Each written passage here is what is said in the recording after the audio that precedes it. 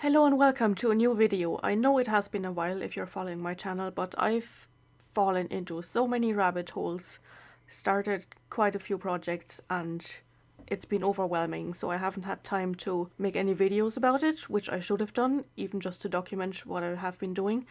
But here's one that is nearing completion, so I thought I'll share what I have done with you, not just to show what I've done, but also maybe to inspire you to do something similar. So I'm on Sketchfab.com, which is a website where people can share 3D models, which they might have created using Photogrammetry like myself, or 3D modeling programs like SketchUp, which I usually use because I'm not very good at this, or Blender, which is much more sophisticated, and there's a lot of other programs that you can use. So what I've been doing is sometimes when I get bored, when I'm in town in Kilkenny and I don't want to go home quite yet, I take a stroll up to St. Patrick's graveyard, which was one of the earliest graveyards in Kilkenny, and it boasts the largest outdoor collection of medieval gravestones, and nobody knows about it. I mean, obviously I'm exaggerating, some people do know about it, like myself, but sometimes when I tell people, even people from Kilkenny, they don't even know where St. Patrick's graveyard is, which is very sad. But anyway, it has all these medieval gravestones from the 13th century up to the 17th century, and then, of course, later gravestones, which I'm not as interested in because I'm more of a medievalist. So I have been using this app I have talked about in previous videos, KiriEngine, to do photogrammetry models of some of these medieval grave slabs. What is also very lucky is that the Kilkenny Archaeological Society published a book, I think in 2000, it doesn't say in the book, so it's a little bit difficult to find out, which is called Graveyard Inscriptions in Patrick's Kilkenny with Historical Notes on the Parish, which you can see here as well. And they have 421, I think, gravestones in it, not all medieval. It's not that large a collection, but there's about, I think, 60 maybe medieval ones, I'm not quite sure. And the rest are later, and some are not made of stone, some are just metal crosses. And there used to be a church in the graveyard as well, which was demolished, and Cromwell apparently was in the graveyard. Of course he was, but he actually was, I think. And he had a cannon positioned there, and that's where he started shooting cannonballs against the castle or something like that. So there's a very long history on the graveyard. And these are some of the models that I have uploaded to Sketchfab. And the reason why I'm uploading them is so I can share them easily. It's free to get an account there. There are some limitations to that, but it is completely sufficient for my needs to have the free account. And what you can do, I'll just open one here, for example. So I have 37 models so far. I think I have 2 or 3 more to do, and then I'll call it a day. And I will show you 2 examples in the graveyard while I'm there. I'm just trying to find one where I can show a bit more. So this one, for example. So I have added the numbers that they have in the graveyard inscriptions book, where I have found a match. There's one that I can't find in the book, which might have been used. The book comes with a map, which is not precise, but it does help. So there are 21 of them that are built against the wall, the southern wall of the graveyard. So they're upstanding now, vertical, but they were most likely all either floor slabs or, yeah, I think from their shape, they were probably all floor slabs, or maybe lids of sarcophagi, whatever the word is. There are some that are lying more or less flat on the ground in the graveyard, and you can see that in the models because there's grass growing around them, which I have tried to crop, and I will show you how to crop that as well later on in the video. So let's open this one here, number 420. So it's the 20th in the series that are along the wall. It starts with 401 and it ends in 421. So those are the ones against the wall. So that's what that scan looks like. You can see it's standing upright against the wall, and it has this metal bracket holding it in place, and some concrete, I think, on top. So this is the regular view. I'll put it on full screen. So the good thing about a 3D scan or model is that you can turn it around. You can't go behind because I didn't go outside the graveyard and scan it from the back, because all I could have scanned would have been the wall. So all you can see are basically 1, 2, 3, 4 sides of it, because you can't look underneath and you can't look at the back. But you can see that there are letters there. You could probably see that a little bit better when it was loading, but there's another way you can see it better usually. So if you hover there to the bottom, a menu pops up and there's a model inspector at the bottom right. I hope there's the symbol that looks like 3 layers on top of one another, and you click on that and that opens another menu on the left. And I haven't tried all of them out, but what is highlighted here is the final render. And sometimes what helps seeing incisions better is this Matcap. I don't actually know what that means, but if you click that, it'll take away all the colors and stuff, and you can sometimes read inscriptions a bit better. It depends on the scan as well. But you can see there's a DB there and MS. I think that might be Margaret Sherlock, but I'm not entirely sure. Don't quote me on this. Sherlock is one of the merchant family's names. I don't know what the B would be. I'm sure someone has figured this out. And then you can see it has it's a floriated cross. Floriated means it has fleur-de-lis on the ends, which are called terminals. And then there's this, I think that's a Maltese cross in the center. That probably means something. I don't know what it means. And then there might have been, I can't quite see it, this was covered in moss. I'll go back to final render. So this is covered in moss, which I didn't clean off. Sometimes I did. And there might have been, sometimes they have steps at the bottom. Usually 3. And sometimes they have another fleur-de-lis ending, and then sometimes they have this ball here. There's a word for it, I forget. But that's mostly described in that book that I mentioned earlier. So that is one example. And that's very handy. And let's look at another one. This is a nice one as well. And you can add nodes to the model, up to 10 nodes if you have the free version. And you can click on that. I just added 24 because I could read 24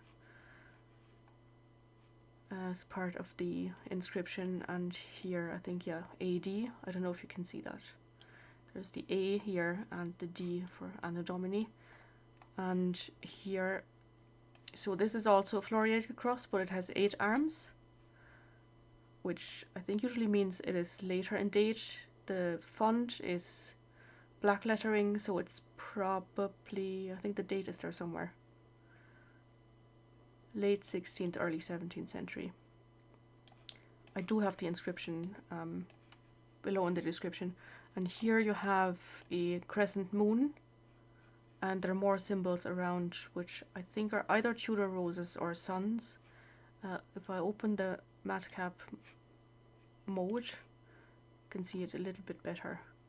So you can see the crescent moon there, and these might be actually stars, or the sun. 1, 2, 3, 4, 5, 6 suns and some star.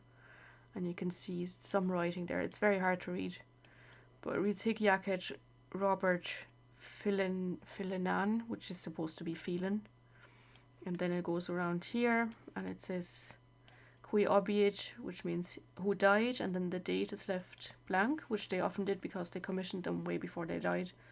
And then usually it says in Latin, in the month of, or the such and such a day in the month of, and they had to leave that all blank.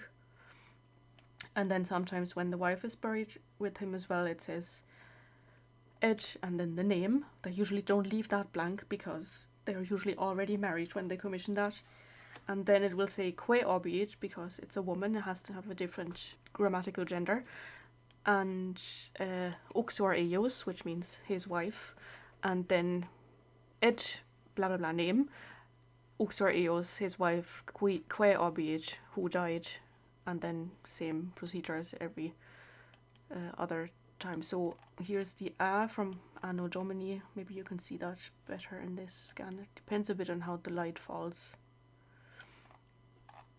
And then they have these banderoles, and sometimes there's writing on those. Not in the case of St. Patrick's graveyard, but in St. Canice's, which is the largest collection of gravestones, medieval gravestones in the country.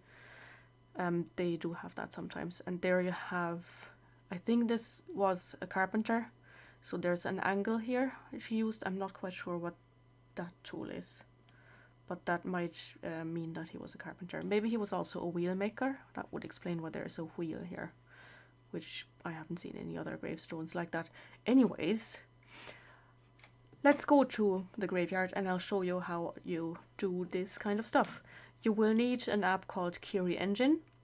I have done tutorials about these. They have changed the app a little bit since I did those, so I might just go over that again with you. And then we'll export whatever's on your phone and crop it a bit, because there's usually a little bit more wall and vegetation that you don't want in the scan maybe. And then upload and add a description. Oh yeah, actually I meant to show you the description. So the description is underneath here. Yeah, so the inscription in this case is Hic jacet Robertus Philenan, but it's supposed to read Phelan.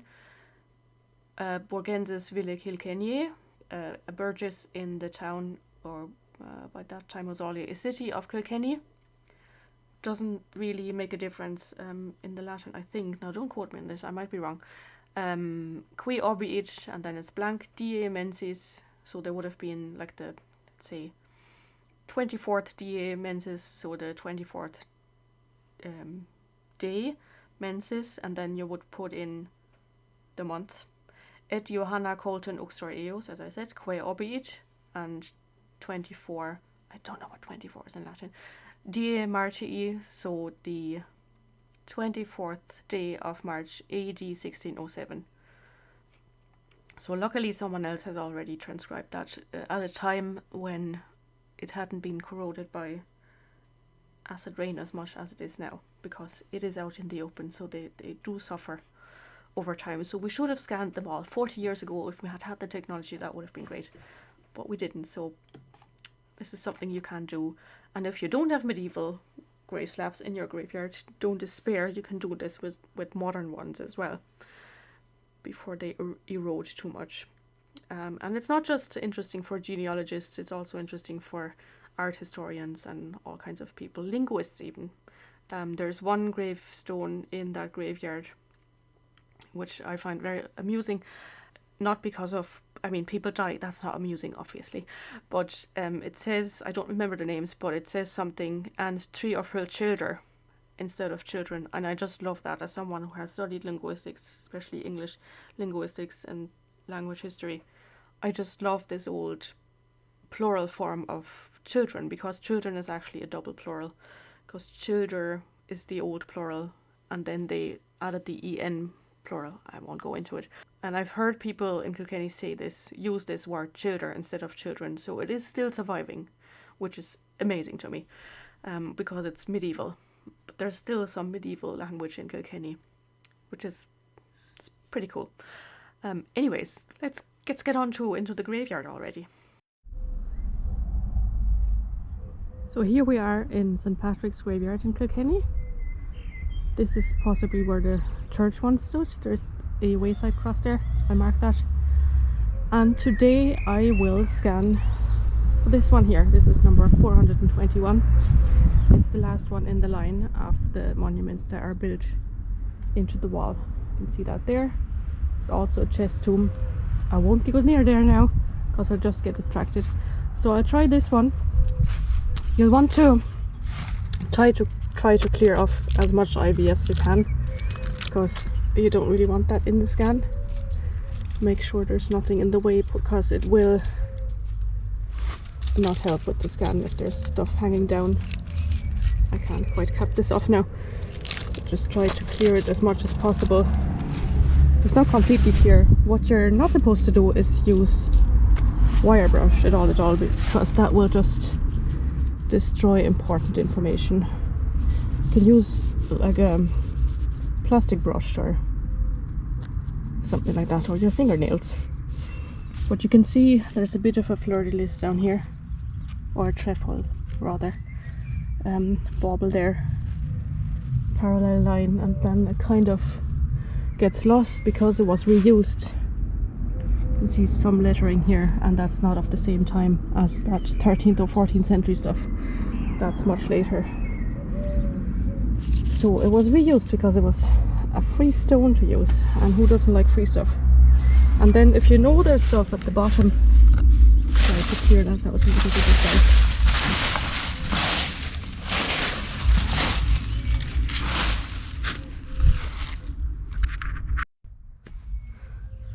There's the app Kiri, and to start you just click on the plus and then photo scan, take photos, and off you go. You can hold up stuff as well, that helps.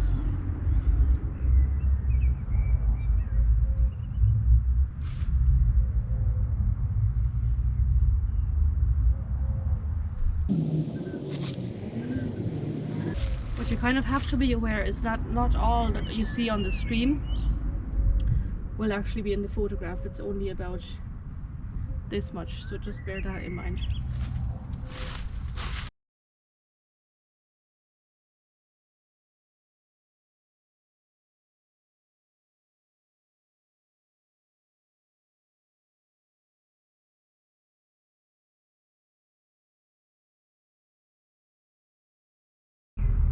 Make sure you don't forget the corners, which I have done in the past.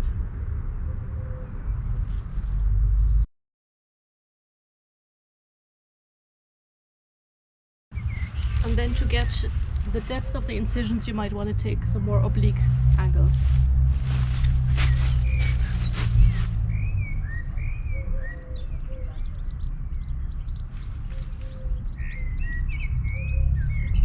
And remember to refocus your screen on what's on display.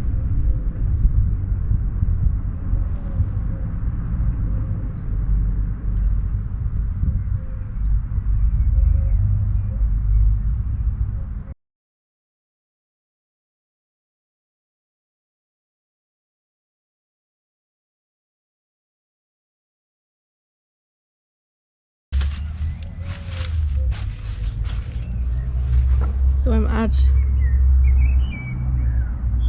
181 images now. I'll save that, hopefully it won't crash. Sometimes it does, unfortunately. Give it a name. I'll call it Patrick's Monument 421. And then you can, in the Pro version, you can choose Ultra and 8K resolution. You can't in the free version, but luckily I have the full version, so I click on that and you can save it as draft, or you can upload immediately. I'll upload immediately, which will take a little while. It depends on the strength of your internet signal and also on how many pictures you've taken. If you don't have mobile data on your phone, obviously save it as draft and upload later on. At the moment it'll forget the name of the file, so you have to type that in again once you are home or in a Wi-Fi zone to upload, so you have to type it in again. That used to be the case, and maybe they'll fix that eventually. While it uploads, it's really important that you don't open any other app or it'll stop. It's not as bad when you've saved it in a draft, but if you go directly into upload and you interrupt the upload, you might lose the whole lot of them.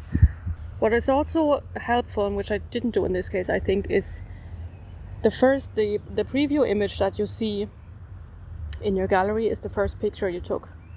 So if I know that I'm going to do a couple of models in a day, I do that. In some of them you can see, if it'll let me scroll, you can see that I did that in some of the previews. That's the helpful thing to do. And then you just have to wait for it to process. If you have the Pro version, it's a bit quicker than if you have the free version. With the Pro version you can take up to 300 images, but I have noticed that over about 200, sometimes when you go to upload, it loses the whole lot. This is not ideal, obviously. with the free version you only get to take 100 images, so you couldn't have done the monument I did just there, because I took 181 images. It really depends on the model you want to do. If you're doing a modern gravestone, usually I want to say they're only inscribed on one side, so you might be okay with 100.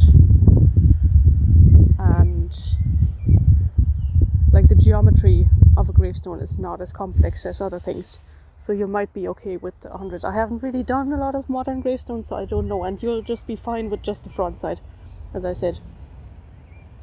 So you just have to play around a bit, take some time and be patient.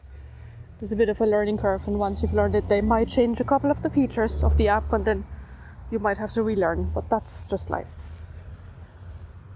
Once it has finished processing, you'll get a notification on your phone, and you'll also see it in your gallery, and it will have a little icon saying new. I forgot to record this part, so I went in days later. That little notification is gone, and the little blue new is also gone. But you just click on that thumbnail and it opens your file, and you can look at it and admire it there. You can already crop it in the Kiri app, but there's a lot more options with Meshlab, or I find it easier in Meshlab, so I started doing it there rather than cropping it in the app. So you export it for that by clicking on the export button. In the free version you get 3 free exports a week, which if you're only starting off is fine. And with the pro version you get as many as you want, and you get a lot more options. As you can see, pro, all the advanced settings you only get in pro. And in the free version you can just send it to your email, which is automatically added, which is the email you use to log into your Kiri app. One thing to say is that when you download it for the first time, the app, and you try to log in, if you have a Gmail account, it might use whatever your name is at Google Mail instead of Gmail. Just bear that in mind, that you use the same one all the time, because for Gmail itself it doesn't matter whether you use Gmail or Google Mail, but if you're trying to log into somewhere, obviously you have to use the same username all the time. Just bear that in mind. That caught me at some point. So I can go and up the target quad count, whatever that is, to 100%, and the curve ratio to 90, because I have the pro account. And there's also other things, like I could change the file type to STL, for example, which you need for 3D printing, but it will get you rid of the material files. I think it won't export the material files, which makes the, you can't see the lichen and the limestone and all that kind of stuff. Yeah, I always really leave it at object file, and I leave the texture resolution at the highest. So I don't really have to tick that at all. I only ever use the first 2 settings. And then you click on process and send. And that you wait for, I don't know, it depends on a lot of things how long it'll take. But it'll be within the day, definitely. And then you get that email, and you can continue from there. And when it is finished exporting, you will get an email, and it'll say whatever your name is at email address has sent you an email, and you open that, and that's what that looks like. And of course your file name is going to be different than mine, and you have a bit of a summary of model info, which is really not important, I think. And you click on this turquoise button here to say get your 3D file. And it's very important, the download link is only valid for 24 hours. So I had sent this to myself 2 days ago, so it was invalid already. So I had to export it again, but it was much quicker this time, because they probably have the file in their cloud or whatever. So it was sent to me immediately. If you do this for the first time, it can take up to, I don't know, maybe half an hour or longer. I don't really ever check the time. But anyway, you click on that, and that opens a new page on the Kiri website, and click on download, and it'll end up in your downloads folder, usually, unless you have some weird setup.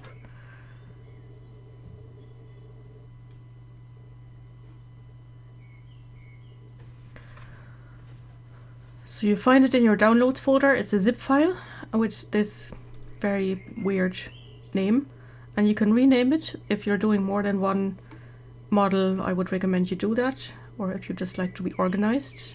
And I usually just copy the name here and rename it into that. And then you need to unzip that. If you have Windows, it's just right click, and it should be anyway, extract all. If you're not using Windows, I can't really help you, but then you probably know how to use a computer anyway. And then you can basically delete the zip file straight away so you don't get confused, and open that folder. And if you have the free version, you only get these 3 files. They're usually called 3D model, MTL, that's the material file I think, 3D model JPEG file. I'll just open that to show you what that looks like, because it's kind of weird. So that's basically the, like, if you wrapped it up, if you imagine this to be wrapping paper, if you wrap that around the 3D model, you would get the surface of the 3D model basically. And then you have the 3D object, the object file, sorry, unless you exported it as something else, STL file or something, but I exported object. And you should be able to open that in a 3D viewer on your computer. That is on the computer, usually it comes with Windows. Seems to be taking a little while, but there it is.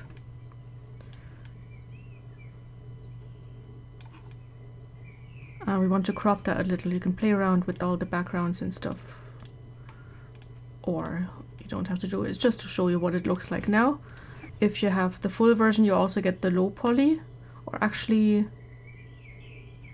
maybe you only get the low poly in the free version, I'm not quite sure.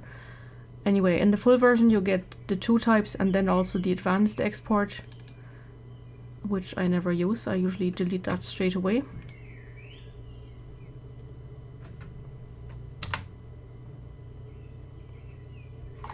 And then I use Meshlab to crop some of the bits that I don't need, like grass and background wall and blurry bits.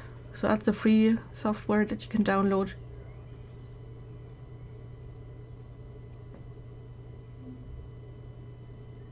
And that looks like that when there's no file in it. And you can just drag your 3D model object file, the larger one of them, if you get an option, into that.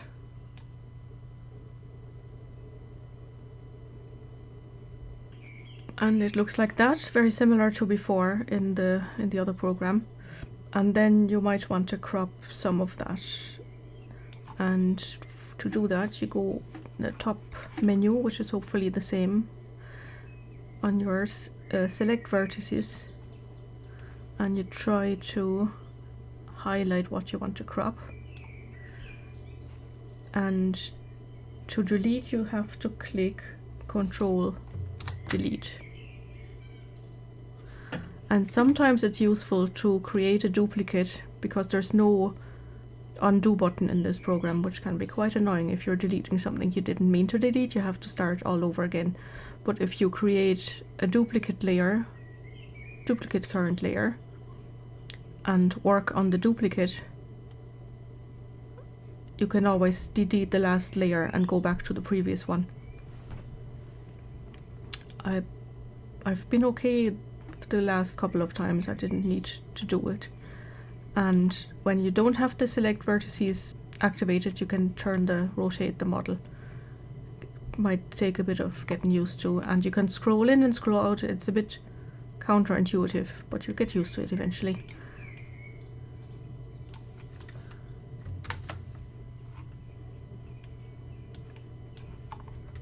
And to move the model, you have to have Control pressed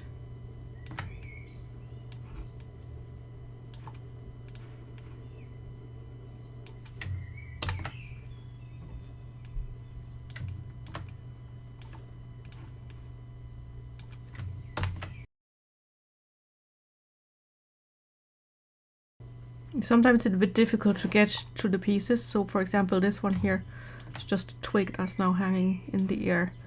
So what you can do is highlight it like that. But if you delete now, you'll delete part of the gravestone that you don't want to delete. So you have to find, oh, shoot. You have to find the right angle. So you have to rotate the model, but you have to remember to deselect the select vertices or deactivate that. So you get a different perspective. And to deselect, you have to have the shift key pressed. And then remember to deactivate select vertices again. And just look on the other side of the model to make sure you haven't accidentally highlighted parts of that. And when you're sure you haven't, you can delete that little twig.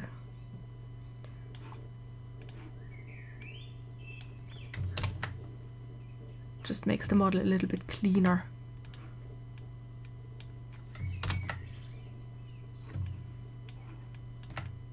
I'm always going to miss a few, especially when it's so chaotic with all the ivy and all that.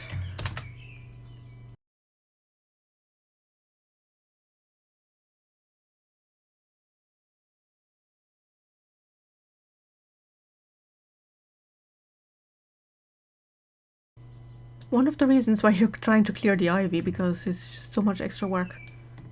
But either you clean it on the gravestone or you clean it in post-edit, I suppose.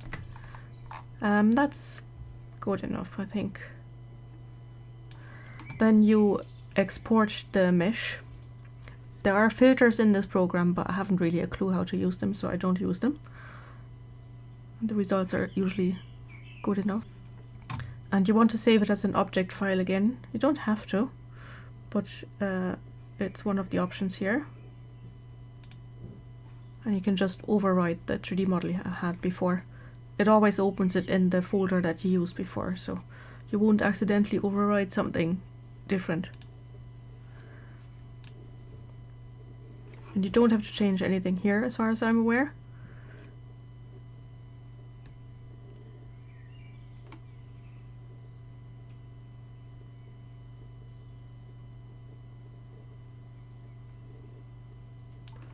And then you can close Meshlab.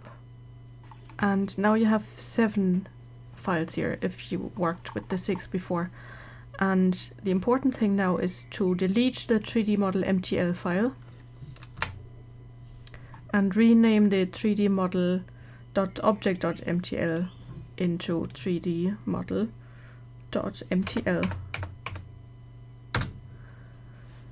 And then you pack that into a zip file. You don't actually need the low poly ones. Especially when you're uploading to Sketchfab, you're only allowed 100 megabytes on the free version. So these small files might just make the difference to save byte size. So right click and compress to zip file.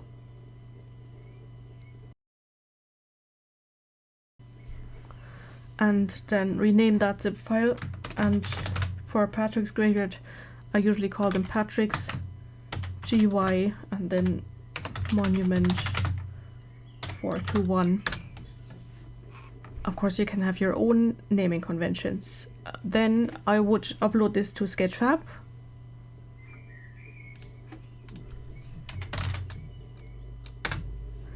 And you have to have an account there, which they have a free account and a professional one. But I'm okay with the free one. I have all the options I need. So I just need to log in.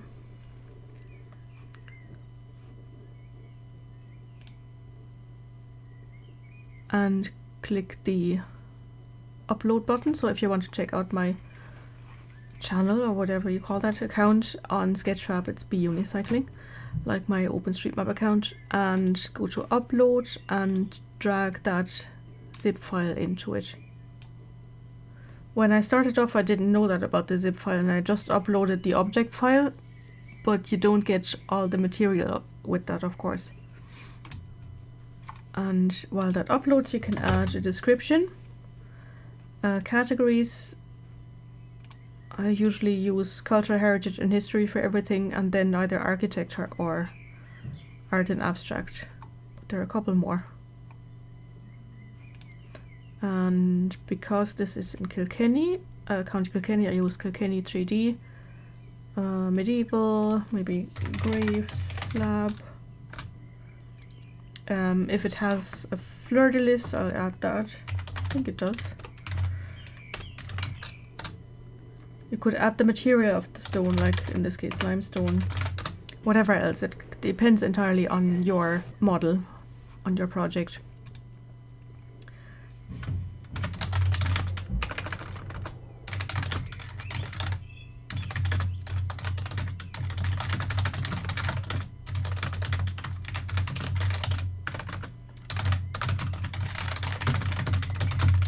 So if you want to be found by researchers or by fellow nerds, of course make the best description that you can with all the keywords like where it is, what it is, and all that kind of stuff. When I scan something, and I also call it scanning because it's shorter than to say make photogrammetry models.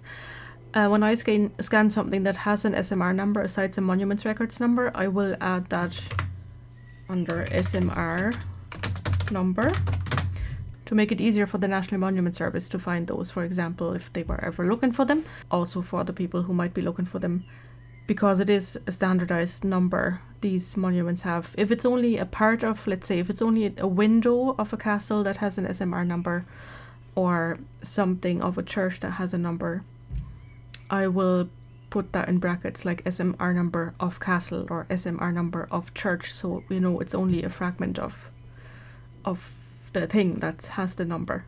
And I usually also add made in KiriEngine from, and then the number of images I used for that, which you can find out in the app. If you go into the model, if you open the model again,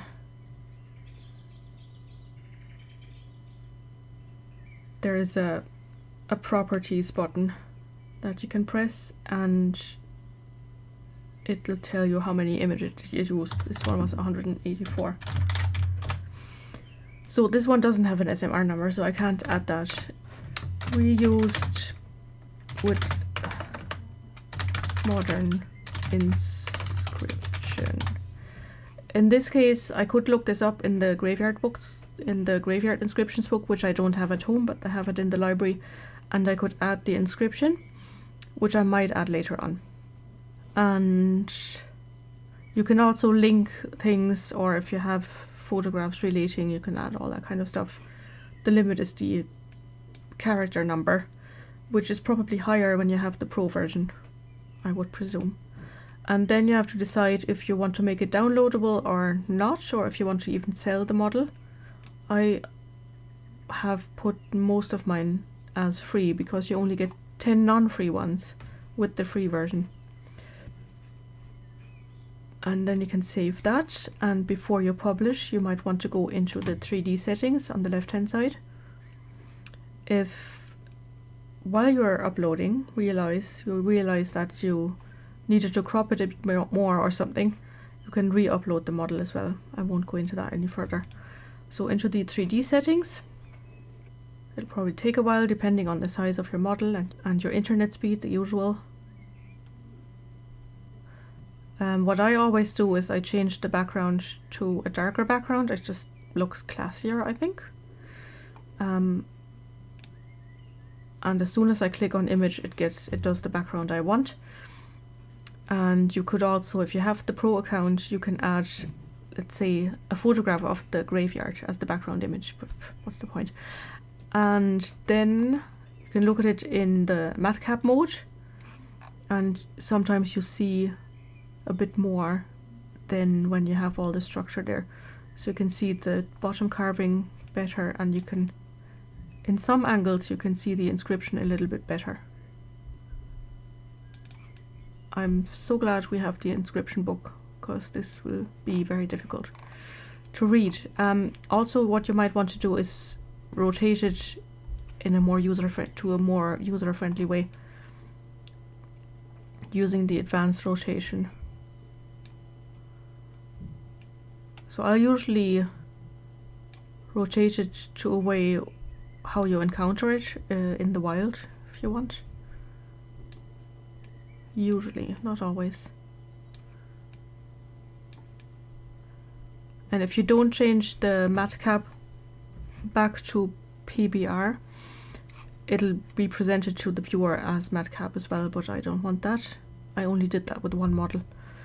But people can always go in and change and activate the Matcap mode once it's published. What you can see up here, yeah, just to navigate a bit. So the rotation is the same, you just hold the left mouse button, or if you have a touchpad, there's something you can press probably to rotate. And if you want to say move the whole lot, you have to press the right mouse button.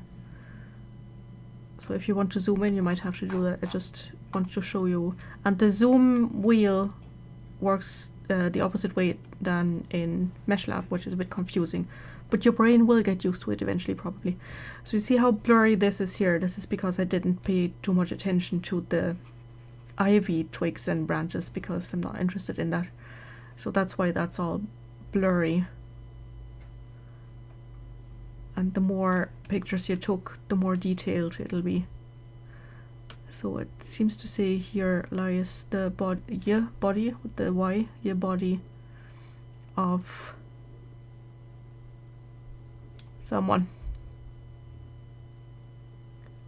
I can't quite make it out.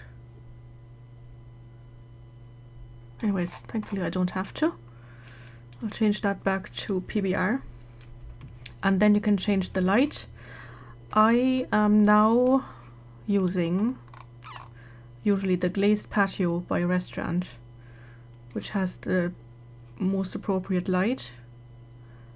And you can fiddle around with the orientation as well. Sometimes it'll make the contrasts a bit sharper. Like this seems to be a bit better to 86 compared to the, I think it was 15 default.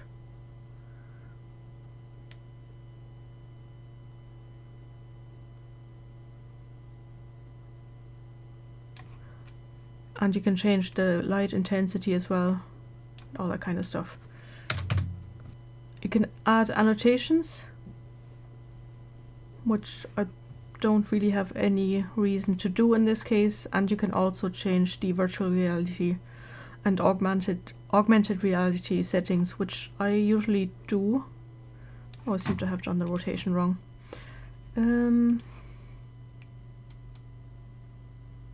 Want that to face the person. I'll have to change the light as well.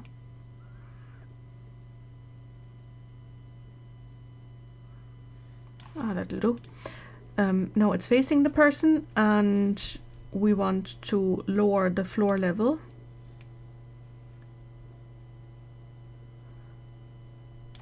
But obviously, if you saw me in the video, you could see that the ratio between me and the stone was different, and you change that here. The app has no way of knowing how big your model was once it has generated the 3D model.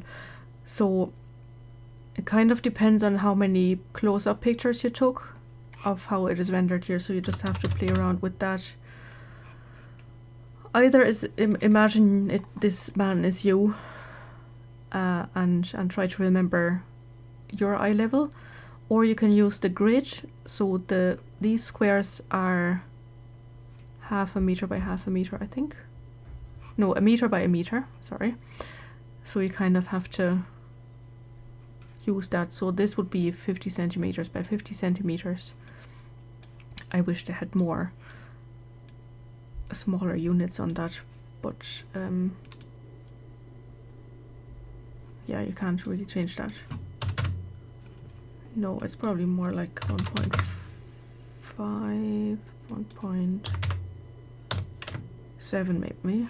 I don't remember exactly. You can always, if you measured the dimensions of the model, you can always give that in the description, if that helps. And then you can save the settings. If you want a certain view to be displayed as the thumbnail, you can do that here. Just save view.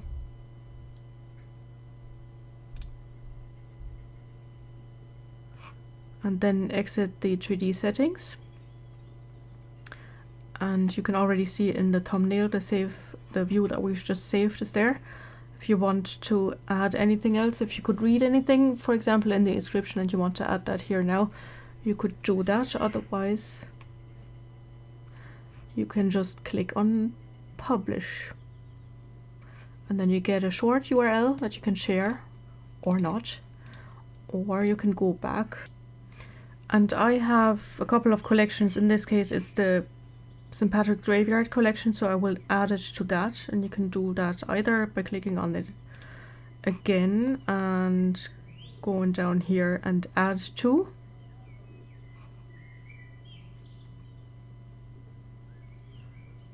If you have lots, you might have to search for the collection. Grave slabs, tombs and effigies is one of them.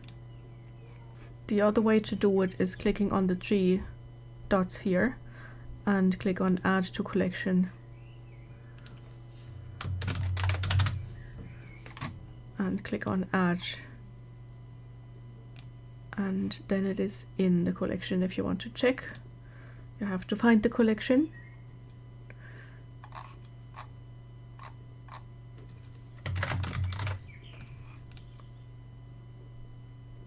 It'll be the last one added to the collection. And you will see how many people have viewed it or commented or liked it as well. And it'll also be the last one in the general overview of your collections. And you can share it from there as well. If you click on it again, there's a share button here, and so on.